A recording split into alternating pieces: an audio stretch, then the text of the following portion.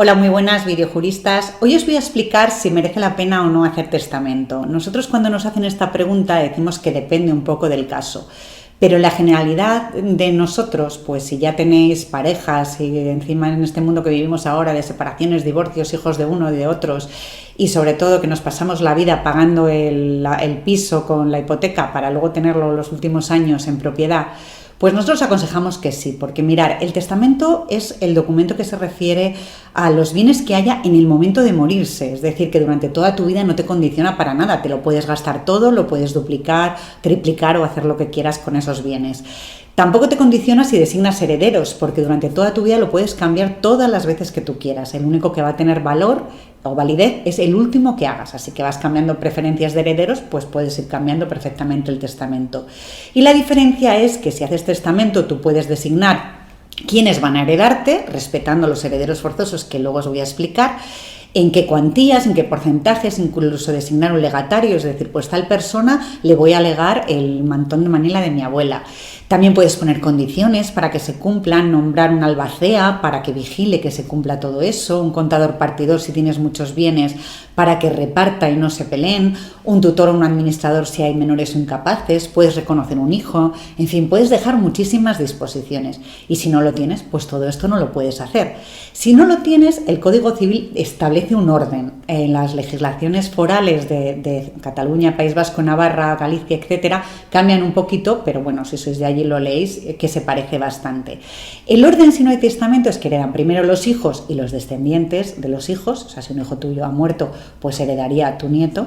Después estarían los padres y los ascendientes, después el cónyuge, después los hermanos y sobrinos, luego los primos y luego el Estado. El Estado lo que hereda lo tiene que destinar una parte a instituciones benéficas y otra a cancelar deuda pública, así que nuestros bienes nunca se quedan en tierra de nadie. Y luego estaría el cónyuge viudo, que también por ley, por el Código Civil, tiene un tercio si hay hijos de esos bienes en usufructo, que el usufructo es el uso, no la propiedad, tendría la mitad de la herencia si no hay hijos pero hay ascendientes y 2/3 si no hay ninguno de estos. Y ya está, pero el resto, pues es lo que te digo, no puedes hacer ninguna disposición más. Sin embargo, si haces testamento, simplemente tienes que respetar a los herederos forzosos y en el resto puedes hacer lo que quieras. Los herederos forzosos es la famosa legítima de los hijos, ¿no? Y cuando no hay hijos, esa legítima la tendrían los ascendientes. Pero bueno, los hijos, que es lo lógico que nosotros tengamos cuando fallezcamos, tienen derecho pues a 2/3 de la herencia. Un tercio se tiene que repartir entre todos por igual, con el otro tercio puedes mejorar alguno de ellos. Y luego también estaría el heredero forzoso, ese viudo, que tendría también ese derecho de uso en los mismos porcentajes que os he explicado antes. Pues bien, nosotros aconsejamos que se haga testamento, que se haga porque es un trámite muy sencillo y bastante económico, se hace ante notario. Hay varias formas, ante notario es el que nosotros vamos a recomendar, pero hay fuera del testamento militar o marítimo, que sería para otro público en casos extremos, tendríamos el testamento hológrafo, que vosotros cogéis un folio en casa, escribís todo lo que queréis, cómo queréis disponer vuestros bienes y quiénes son vuestros herederos, de vuestro puño y letra, lo firmáis, ponéis el día, el mes y el año y lo guardáis en un cajón o se lo dais a alguien y ese sería un testamento perfectamente válido. Lo que ocurre que no lo recomendamos porque claro, no lo ve un notario, no lo ve un asesor y podéis poner cláusulas que a lo mejor luego sean nulas y sobre todo se puede perder, destruir o algún heredero malicioso lo puede manipular. Entonces no es muy recomendable. Y después está cuando vamos al notario. Al notario le podemos entregar un sobre cerrado con nuestra voluntad y el notario levanta acta y ya tendríamos el testamento notarial cerrado, que está bien, pero que bueno, tampoco lo recomendamos mucho porque tampoco lo ve un notario y a lo mejor también metéis cláusulas que no valen. Y luego el testamento notarial abierto.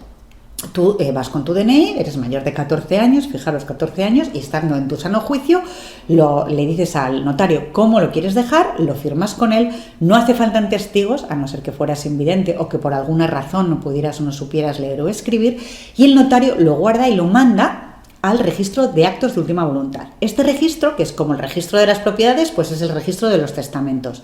Cuando alguien se muere, el heredero pues va con un certificado de defunción a ese registro, que depende del Ministerio de Justicia, y le dan la lista de los testamentos que ha hecho esa persona en vida. Y como el que vale es el último, pues con ese último dato nos vamos al notario a buscar ese testamento. Como digo, ahí ya podéis disponer de los bienes como queráis.